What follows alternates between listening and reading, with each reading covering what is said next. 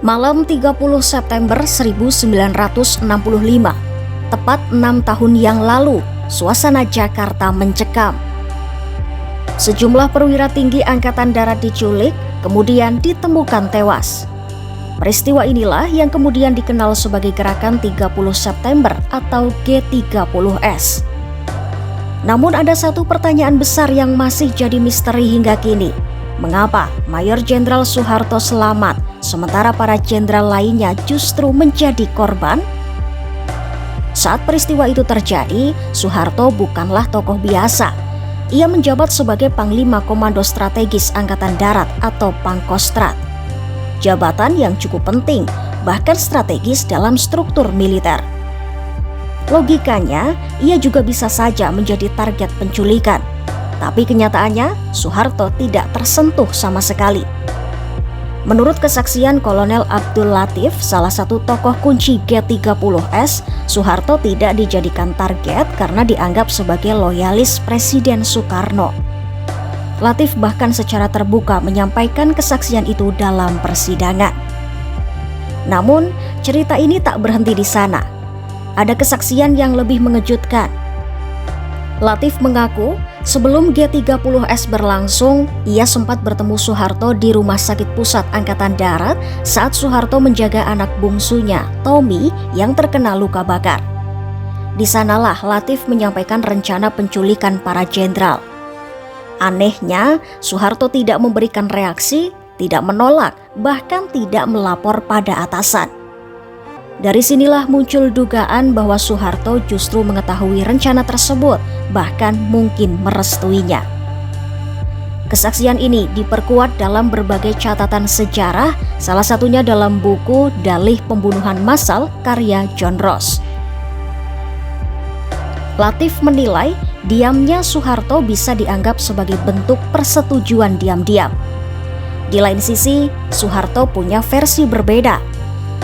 Dalam wawancara dengan majalah Der Spiegel pada 1970, ia menyebut Latif justru berniat membunuhnya malam itu, namun urung karena mereka bertemu di ruang publik. Sedangkan dalam autobiografinya, Soeharto menulis hanya melihat Latif dari kejauhan tanpa berinteraksi. Dua versi kesaksian yang berbeda ini semakin menambah teka-teki peran Soeharto pada malam G30S. Lantas, apa yang sebenarnya terjadi malam itu? Peristiwa G30S bermula dari keyakinan adanya Dewan Jenderal, yakni kelompok perwira tinggi TNI AD yang dituduh akan menggulingkan Presiden Soekarno. Informasi ini didapat PKI dari simpatisan mereka di militer. Maka, sejumlah perwira yang loyal kepada Soekarno seperti Kolonel Abdul Latif, Letkol Untung dari Cakrabirawa hingga Mayor Sujono bergerak melakukan operasi penculikan. Mereka juga berkoordinasi dengan Syam Kamaruzzaman dari Biro Khusus PKI. Target mereka adalah para jenderal yang dianggap bagian dari Dewan Jenderal. Rencananya, para jenderal itu akan dihadapkan langsung ke Presiden Soekarno. Tetapi operasi yang awalnya direncanakan sebagai penculikan justru berubah menjadi pembunuhan. Akibatnya, 9 perwira TNI AD dan 1 anggota Polri tewas. Mereka kemudian dikenal sebagai pahlawan revolusi. Beberapa nama sebenarnya bukan target utama, sementara ada juga target yang lolos seperti Jenderal A.H. Nasution. Peristiwa berdarah itu mengubah arah sejarah Indonesia. Bukan hanya menewaskan para jenderal, tapi juga membuka jalan bagi Soeharto untuk mengambil peran penting di hari-hari setelahnya. Dari seorang Pangkostrat yang selamat di malam kelam itu, Soeharto kemudian tampil sebagai figur sentral dalam penumpasan G30S hingga akhirnya naik ke tampuk kekuasaan menggantikan Presiden Soekarno.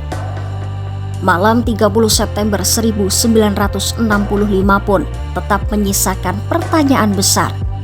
Apakah Soeharto benar-benar hanya kebetulan selamat atau ada peran yang lebih dalam dari yang selama ini diungkapkan?